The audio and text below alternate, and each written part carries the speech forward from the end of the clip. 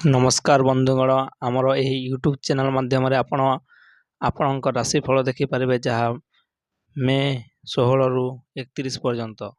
ପ୍ରଥମେ ହେଉଛି ଆଜ୍ଞା ମେଷ ରାଶି। ସପ୍ତାହ ଆରମ୍ଭରେ ମନରେ ସାମାନ୍ୟ ଦ୍ୱନ୍ଦ୍ୱ ରହିପାରେ। ପରିବାରରେ କୌଣସି ମାଙ୍ଗଳିକ କାର୍ଯ୍ୟ ପାଇଁ ଆଲୋଚନା ହେବା। ସ୍ୱାସ୍ଥ୍ୟରେ ଛୋଟ ସମ୍ବନ୍ଧୀୟ ସମସ୍ୟା ଦେଖାଯାଇପାରେ। କର୍ମକ୍ଷେତ୍ରରେ ସହକର୍ମୀଙ୍କ ସହଯୋଗ ମିଳିବ, କିନ୍ତୁ କ୍ରୋଧ ଉପରେ ନିୟନ୍ତ୍ରଣ ରଖିବା ଜରୁରୀ, ନଚେତ୍ ବ୍ୟବସାୟିକ ସମ୍ପର୍କ ଖରାପ ହୋଇପାରେ।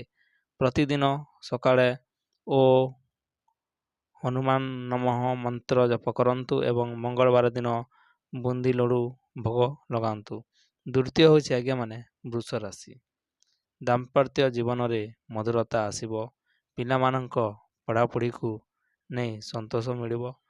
ମାନସିକ ଶାନ୍ତି ଅନୁଭବ କରିବେ। ନୂତନ ନିବେଶ ପାଇଁ ସମୟ ଭଲ ଅଛି। ଯଦି ଆପଣ କଳା କିମ୍ବା ଗ୍ଲାମର କ୍ଷେତ୍ରରେ ଅଛନ୍ତି, ତେବେ ବଡ଼ ସଫଳତା ମିଳିବାର ସୂଚନା ରହିଛି। ଶୁକ୍ରବାର ଦିନ ଗାଈକୁ ଧଳା ଚାଉଳ କିମ୍ବା କ୍ଷୀର ଖାଇବାକୁ ଦିଅନ୍ତୁ। ଶୁଭ ଫଳ ପ୍ରାପ୍ତି ହେବ। ଏବେ 3ରେ ଆସିଛି ଆଜ୍ଞା ମିଥୁନ ରାଶି। ଭାଇ ଓ ବନ୍ଧୁମାନଙ୍କ ସହ ଥିବା ମାଲିନ୍ୟ ଦୂର ହେବ।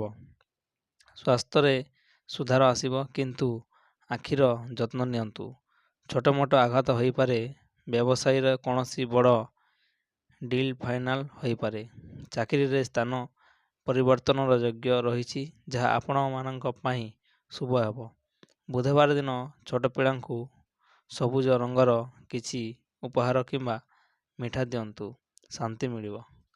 4 ନମ୍ବର ହେଉଛି ଆଜ୍ଞା କର୍କଟ ରାଶି।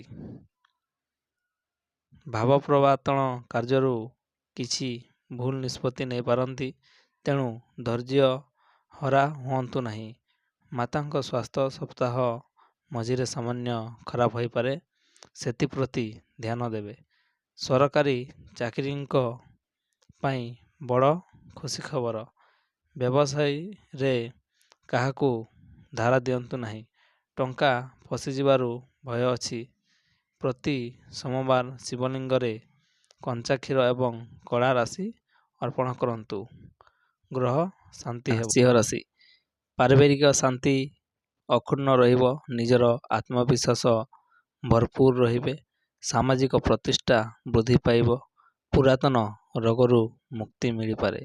ନେତୃତ୍ୱ ନେବାର ସୁଯୋଗ ମିଳିବ। ରାଜନୀତି ସହ ଜଡ଼ିତ ଲୋକଙ୍କ ପାଇଁ ଏହି ସପ୍ତାହଟି ବହୁତ ଭଲ ଅଛି। ଲୋକ ସମ୍ପର୍କ ବଢ଼ିବା ସହିତ ଆର୍ଥିକ ଲାଭ ନିଶ୍ଚିତ ହେବ। ଆଦିତ୍ୟ ହୃଦୟ ସ୍ତୋତ୍ର ପାଠ କରନ୍ତୁ ଏବଂ ସୂର୍ଯ୍ୟଙ୍କୁ ଲାଲ ଫୁଲ ମିଶ୍ରିତ ଜଳ ଅର୍ପଣ କରନ୍ତୁ। ଲୋକଙ୍କ ସହିତ ଆହୁରି ନିକଟରେ ହେବେ। କନ୍ୟା ରାଶି। ପରିବାରରେ କୌଣସି ବିବାଦ ଚାଲିଥିଲେ ଏହାର ସମାଧାନ ହେବାର ପ୍ରବଳ ଯୋଗ ଅଛି। ସାମାନ୍ୟ ପାଚନ ସମସ୍ୟା ହୋଇପାରେ। ଯାତ୍ରା ସମୟରେ ଖାଦ୍ୟପେୟ ପ୍ରତି ସାବଧାନ ରହନ୍ତୁ। ବ୍ୟବସାୟିକ ଦିଗରୁ ନୂତନ ପର୍ଯ୍ୟଟନ ଲାଭଦାୟକ ହେବ। କମ୍ପ୍ୟୁଟର କିମ୍ବା ବୈଷୟିକ କ୍ଷେତ୍ରରେ ଥିବା ବ୍ୟକ୍ତିଙ୍କ ପାଇଁ ସମୟ ଅନୁକୂଳ ଅଛି। ଲାଭ ପରିମାଣ ବୃଦ୍ଧି ପାଇବ। ପକ୍ଷୀମାନଙ୍କୁ ଖାଇବାକୁ ଦିଆଯିବ ଏବଂ ବିଷ୍ଣୁ ସହସ୍ରନାମ ଶୁଣନ୍ତୁ, ଉନ୍ନତି ହେବ। ତୁଳା ରାଶି। ଜୀବନସାଥୀଙ୍କ ସହ ସମୟ ଅତିବାହିତ କରିବାକୁ ସୁଯୋଗ ପାଇବେ। ବିଳାସ ସଭ୍ୟ ସୂଚନାରେ ଖର୍ଚ୍ଚ ବଢ଼ିବ। ପାଦ କିମ୍ବା ଆଣ୍ଠୁରେ ଯନ୍ତ୍ରଣା ହୋଇପାରେ। ଯାତ୍ରା ସମୟରେ ସତର୍କ ରୁହନ୍ତୁ। ଚାକିରିରେ ପଦୋନ୍ନତିର ସମ୍ଭାବନା ଅଛି। କଳା ସଙ୍ଗୀତ କିମ୍ବା ସଙ୍ଗୀତ ଜଡ଼ିତ ଲୋକଙ୍କ ଲୋକପ୍ରିୟତା ମିଳିବ। ଶୁକ୍ରବାର ଦିନ ମହାଲକ୍ଷ୍ମୀଙ୍କ ପାଖରେ ଘିଅ ଦୀପଟିଏ ଜାଳନ୍ତୁ। ବିଛା ରାଶି। ପାରିବାରିକ ଏବଂ ସ୍ୱାସ୍ଥ୍ୟକୁ ନେଇ ମାନସିକ ଚିନ୍ତା ବୃଦ୍ଧି ପାଇବେ। ଅଜଣା ବ୍ୟକ୍ତିଙ୍କ ଉପରେ ଅଧିକ ବିଶ୍ୱାସ କରନ୍ତୁ ନାହିଁ। ଗାଡ଼ି ଚଳାଇବା ସମୟରେ ସତର୍କ ରୁହନ୍ତୁ। ଆମ୍ନା ସାମ୍ନାରେ ଦେଖିକି ଚାଲନ୍ତୁ।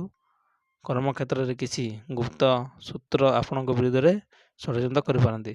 ଟଙ୍କା ଆଦାନ ପ୍ରଦାନ ବୁଝି ବିଚାରି ନିଷ୍ପତ୍ତି ନିଅନ୍ତୁ। ପ୍ରତିଦିନ ସନ୍ଧ୍ୟାରେ ହନୁମାନ ଚାଳିଶା ଜପ କରନ୍ତୁ ଏବଂ ମଙ୍ଗଳବାର ଦିନ ମଙ୍ଗଳାକୁ ସିନ୍ଦୁର ଅର୍ପଣ କରନ୍ତୁ।